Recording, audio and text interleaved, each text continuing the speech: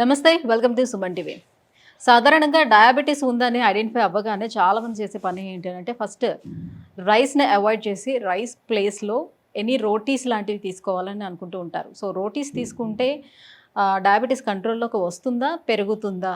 So ఇది చాలామందికి ఉన్నటువంటి డౌట్. ఈ డౌట్ని క్లారిఫై చేసేందుకు ఈరోజు మనతో పాటు ఉన్నారు డాక్టర్ చేతన్ రాజు గారు, హోమియోపతి డాక్టర్. సో డాక్టర్ని అడిగి మరిన్ని విషయాలు తెలుసుకుందాం. హలో అండి. నమస్తే మేడం.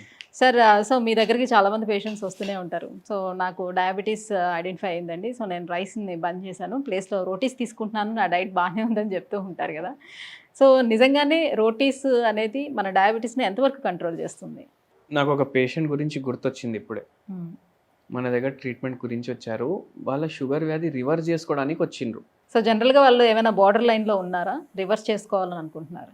గోదావరి కని నుంచి వచ్చిండ్రు. వచ్చినప్పుడు మనం మొత్తం కేస్ హిస్టరీ చూస్తే డయాబెటీస్ ఏమో ఆ పేషెంట్కి 15 ఇయర్స్ నుంచి ఉంది. ఓకే. దాని అర్థం యాక్చువల్గా ఏంది అంటే 15 ఇయర్స్ నుంచి డయాబెటీస్ ఉందని కాదు, 15 ఇయర్స్ బ్యాక్ పేషెంట్కి తెలిసింది ఆయనకు డయాబెటీస్ ఉందనేసి. ఓకే. షుగర్ వ్యాధి తెలిస్తే ఇమీడియట్గా అర్థం కూడా కాదు, అరే నాకు షుగర్ వ్యాధి ఉంది అనేసి. జ్వరం వచ్చింది అనుకోండి, ఇన్ఫెక్షన్ వచ్చింది, జర ఇట్లా మనం చర్మం వేడిగా అయిపోతుంది కదా, అంతే మనకు తెలుస్తుంది మనకు జ్వరం ఉందనేసి. కానీ షుగర్ వ్యాధి ఏం మనకు ఇట్లా లక్షణాలు చూపించదు, లోపట అయ్యే డ్యామేజ్ అయితేనే ఉంటుంది. చాలా కొందరికైతే చాలా లేట్గా కూడా తెలుస్తుంది. ఈ పేషెంట్కి కూడా తెలిసింది అంటే మందులు స్టార్ట్ చేసుకున్నారు. అండ్ మన గురించి ఎవరో చెప్పిండ్రు, ఇట్లా పూర్తిగా మీకు నయం అవుతుంది షుగర్ వ్యాధి అంటే మీరు హోమియోపతి డాక్టర్ దగ్గర వాడండి, మీకు అవుతుంది అంటే మన దగ్గర వచ్చిండ్రు. గోదావరి కని నుంచి వచ్చిండ్రు. వస్తే మాట్లాడుతుంటే మనకు చెప్పిండ్రు, ఏం చేస్తారంటే మాది బిజినెస్ ఉంది అనేసి అన్నారు. బిజినెస్ నడుస్తుంది, బిజినెస్ ప్రాబ్లమ్స్ ఏం లేవు, టెన్షన్లు అయితే ఉన్నాయి, మళ్ళీ దాంతోపాటు డైట్ ఏముంది అనేసి అడిగాం. మేము మార్నింగ్ టిఫిన్ తింటాం, మధ్యాహ్నం మేము టిఫిన్ అయినా తింటాం, లేదంటే ఒక 2 బిస్కెట్లు తాగి ఛాయ్ తీసుకుంటాం. నైట్ ఏమో మేము షుగర్ వ్యాధి వచ్చిన తర్వాత నేను ఏం చేస్తున్నా అంటే చపాతీలన్నా తింటున్నా, లేకపోతే పుల్కాలన్నా తింటున్నా అనేసి అన్నారు. అయితే మనం అడిగినాం, ఈ పుల్కాలు తినుమని ఎవరన్నారు, చపాతీలు తినుమని ఎవరన్నారు అనేసి అడిగినాం. అయితే లేదు, షుగర్ వ్యాధి వస్తే రైస్ బంద్ చేయాలి కదా అన్నారు. షుగర్ వ్యాధి వస్తే రైస్ బంద్ చేయాలి సరే, కానీ చపాతీలు తినాలి అనేసి ఎవరు ప్రచారం చేసిండ్రు ఇప్పుడు వరకు? అదే షుగర్ వ్యాధి వస్తే మీకు ఒకటి చెప్తాను, షుగర్ వ్యాధి వస్తే రైస్ బంద్ చేయాలి సరే, ఒకవేళ ఆ స్టేట్మెంట్ నిజం ఉంది అనుకోండి, మళ్ళీ టిఫిన్లు ఎందుకు తినాలి? షుగర్ వ్యాధి వచ్చింది, రైస్ బంద్ చేసినాం, ఇడ్లీలు తింటున్నాం, దోశలు తింటున్నాం, అందులో కూడా రైస్ ఉంటుంది కదా, మళ్ళీ అవి కూడా తినొద్దు. అవే కాకుండా చపాతీలు ప్రచారం అయిపోయింది అట్లా, చపాతీలు తినండి అనేసి. కానీ చపాతీలో ఎంత షుగర్ ఉంటుంది కదా, రైస్లో కూడా అంతే షుగర్ ఉంటుంది. చపాతీలో ఎంత షుగర్ ఉంటుంది, రైస్లో కూడా అంతే షుగర్ ఉంటుంది. అయితే నేను అడిగిన, అది సరే ఇప్పుడు వరకు నిన్నటి వరకు తిన్నారు కదా అంటే, ఇవాళ కూడా చేసి పెట్టామని వచ్చినా నేను అనేసి అంటున్నారు. ఫోన్ చేసి చెప్పేసేయండి వద్దు అనేసి అని చెప్పినాం మనం. మళ్ళీ మనం ఏం అడిగినామంటే, మీ తాత వాళ్ళు ఏం తింటుండే అని అడిగినాం. రైస్ తింటుండే, జొన్న గట్క తింటుండే, లేకపోతే రాగుల గట్క తింటుండే. ఊర్లలో ఏదైతే మన తాతలు ముత్తాతలు తింటుండే కదా, అది మనం మర్చిపోయినాం. ఇప్పటికీ ఎప్పుడో ఒకసారి తింటాం, నెలకు ఒకసారి అట్లా. మిల్లెట్సే. మిల్లెట్స్ అంటే గట్క, ఇవన్నీ రెసిపీలు మనకు చాలా మందికి ఇప్పుడు పేరు సెర్చ్ చేస్తారు వాళ్ళు ఈ వీడియో చూడంగా, అరే రాగి గట్క అంటే ఏంది, జొన్న గట్క అంటే ఏంది, అవునా కాదా? పచ్చళ్ళు అయితే పూర్తిగా మానేసేయండి అనేసి అనుకుంటారు. మన దగ్గర పేషెంట్ వస్తే మనం చెప్తాం, మీరు పచ్చడి తినొచ్చు, మీరు జొన్నలు తినొచ్చు. అంటే ఈ మధ్యకాలంలో కాస్త గ్యాస్ట్రోఎంట్రాలజిస్టులు అందరూ కూడా ఈ పచ్చళ్ళ, నిల్వ పచ్చళ్ళు అసలు తినకండి, క్యాన్సర్లు వచ్చే ప్రమాదం ఉంటుంది, మానేయమని చెప్తున్నారు. ఇప్పుడు రైస్ ఉంటుంది కదా, రైస్లో మనం కొద్దిగా పచ్చడి కలుపుకొని తినడం వేరే, పచ్చడిలో కొద్దిగా రైస్ కలుపుకొని తినడం వేరే. డిఫరెన్స్ అదంటారు. అయితే పచ్చళ్ళు మంచి ప్రీబయోటిక్, గట్ హెల్త్ మంచిగా చేయడానికి హెల్ప్ చేస్తాయి. ఇంకోటి ఏంటంటే, ఇంతకుముందు మన నానమ్మ వాళ్ళు ఇంట్లో తయారు చేస్తుండే.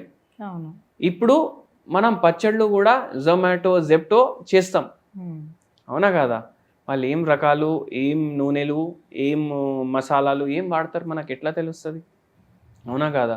ఇప్పుడు ఉసిరికాయ పచ్చడి ఉంది, డైలీ ఇంతే వేసుకొని ఒక 2 బుక్కలు మీరు తిన్నారనుకోండి, మీకు గట్ హెల్త్ మంచిగా చేయడానికి హెల్ప్ చేస్తుంది.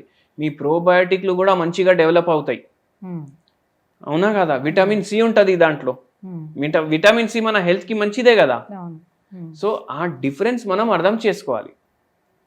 ఆ డిఫరెన్స్ మనం అర్థం చేసుకొని దాన్ని ప్రకారం పాటించాలి. ఇప్పుడు డయాబెటీస్ ఉండే వాళ్ళు ఈ చద్దన్నం లాంటివి తయారు చేసుకొని తినొచ్చు అంటారు. బేఫికర్ తినొచ్చు.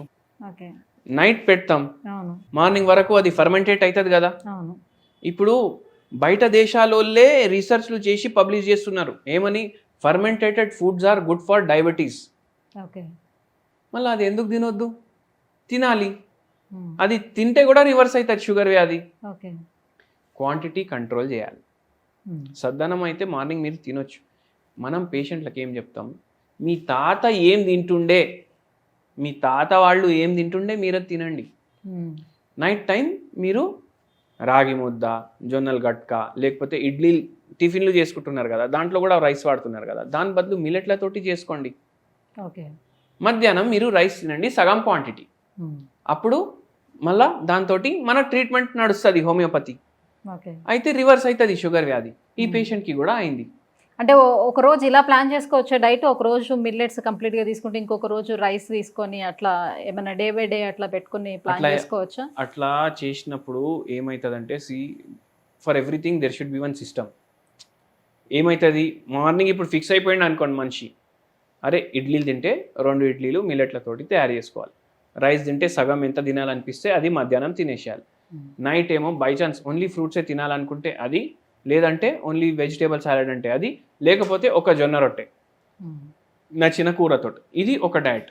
ఓకే. ఇప్పుడు ఒకరోజు ఓన్లీ మిల్లెట్లు, ఒకరోజు రైస్, అట్లా పెట్టుకున్నారనుకోండి.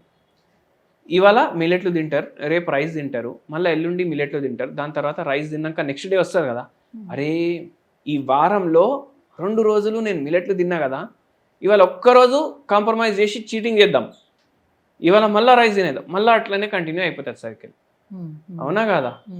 సో అట్లా చేయకుండా ఒక పద్ధతి మీరు పెట్టుకొని చేస్తే మంచిగా ఉంటుంది.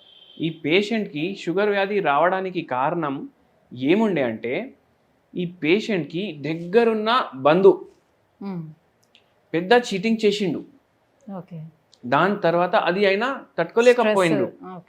అరే ఇంత నమ్మకం అంటే డబ్బు అయితే పోయింది సరే, కానీ నేను ఎవరినైతే ఎంత క్లోజ్ అనుకున్నా వాడే నాకు నమ్మక ద్రోహం చేసిండు. అయితే దానివల్ల ఆయనకు షుగర్ వచ్చింది. అయితే ప్రతి మనిషికి రోగం రావడానికి కూడా కారణం ఉంటుంది. మళ్ళా ఇప్పుడు అందుకే మీరు రొట్టె తినండి, గోధుమ రొట్టె తినకండి, జొన్న రొట్టె తినండి, నో ప్రాబ్లం, అట్లా చేయొచ్చు. మళ్ళా ఇంకోటి ఒక మంచి హోమ్ రెమెడీ కూడా చెప్తాను. గిలాస్ నీళ్లు తీసుకోవాలి, గిలాస్ నీళ్లు తీసుకొని దాంట్లో 1 పించ్ దాల్చిని చెక్క పౌడర్ వేయాలి. ఇది మీరు మార్కెట్ నుంచి డైరెక్ట్ పౌడర్ కొనుక్కొని తీసుకొని రావద్దు, ఇంట్లోనే తయారు చేసుకోవాలి. అప్పుడు మీకు 100% షూర్ ఉంటుంది అది 100% దాల్చిని చెక్క పౌడర్ అనేసి. బయటకెళ్ళి తీసుకొస్తే బ్రిక్స్ ఉంటాయి కదా, బ్రిక్స్ కూడా దంచేసి వాళ్ళు పౌడర్ చేసి దాంట్లో కలుపుతారు. అవునా? దాన్ని అడల్ట్రేషన్ ఆఫ్ ఫుడ్ అంటారు. దాంట్లోనే కాదు, మీరు కారం పొడి కూడా తీసుకొస్తారు కదా బయటికి వెళ్ళి, మిరపకాయలన్నీ ఇట్లా గ్రైండ్ చేసి దాంట్లో కూడా అడల్ట్రేషన్ అవుతుంది. అయితే అందుకే ఇంట్లో తయారు చేసుకోండి.